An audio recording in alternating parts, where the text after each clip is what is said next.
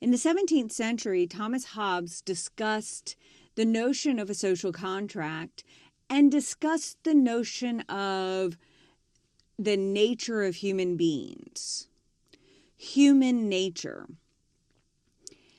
Thomas Hobbes believed that we are all self-interested creatures. Okay, we are all naturally out to maximize our own self-interests.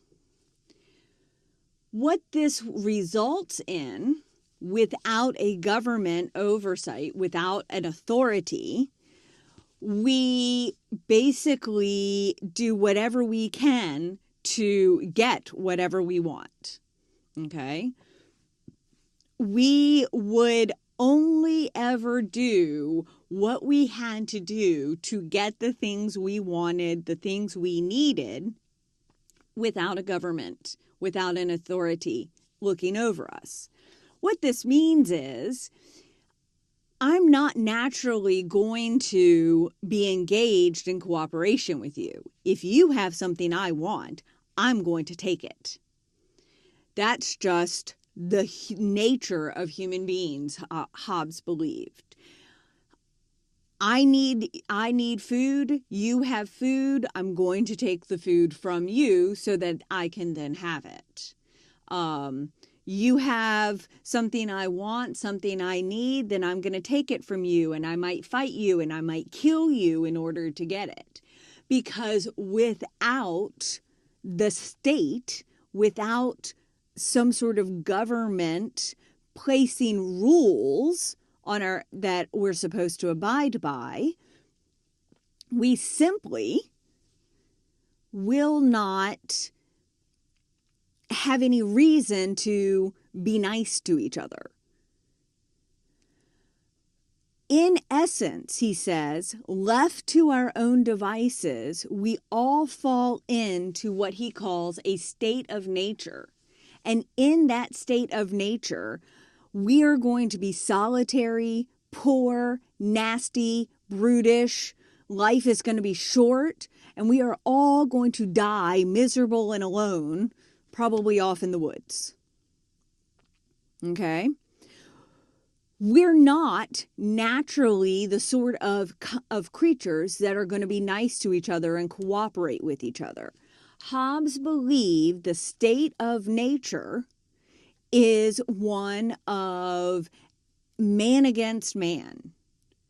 Each person out for him or herself, and will do whatever that person can do to get what's needed or what's desired. There will be no cooperation. There will be no empathy. And we will huddle all alone by ourselves and die, miserable and alone. He was the cheery sort. All right, so what do we do? Because we're not, we're not living lives that are solitary, poor, nasty, brutish, and short. So what's happened? Well, Hobbes says that's exactly why we need the social contract. When we create mutually beneficial rules, we can escape from the state of nature. Hobbes says that by engaging in a social contract, we cooperate with each other and we can all live better lives. Okay? By cooperating, we can trade or barter for goods. I don't have to be concerned about building a shelter and cultivating a crop and raising farm animals for meat or hunting for meat. I can do one of those and somebody else can do the other, and we can barter for goods. By cooperating, we all have a better chance of living long and relatively happy lives.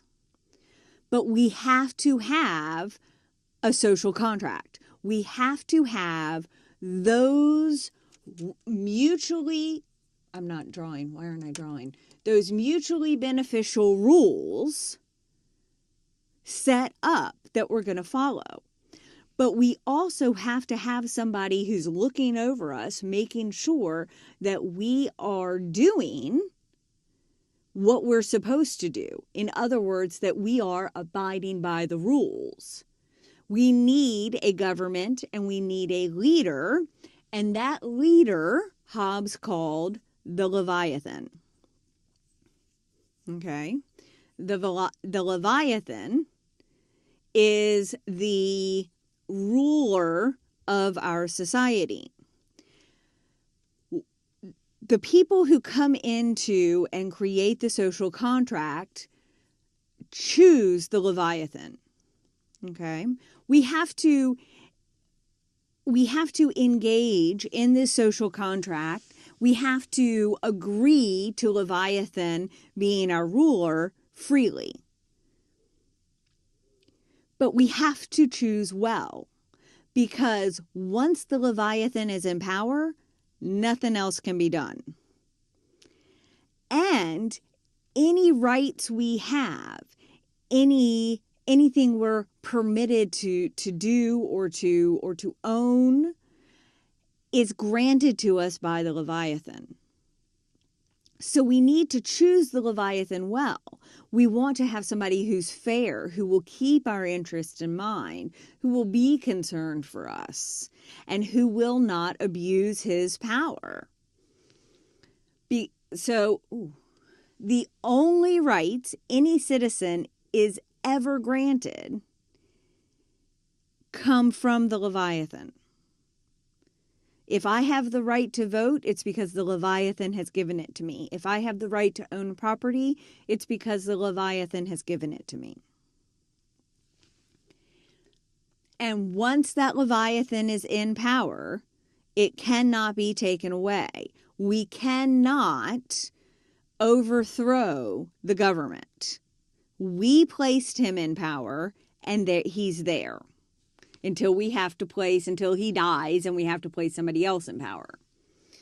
Okay? The state as a whole is given sovereign and unimpeachable power. Sovereign, complete power. Anything that they say goes, and we are not permitted to overthrow them. We are not permitted to have a coup, a revolution, nothing. That power is unimpeachable. Does that make sense?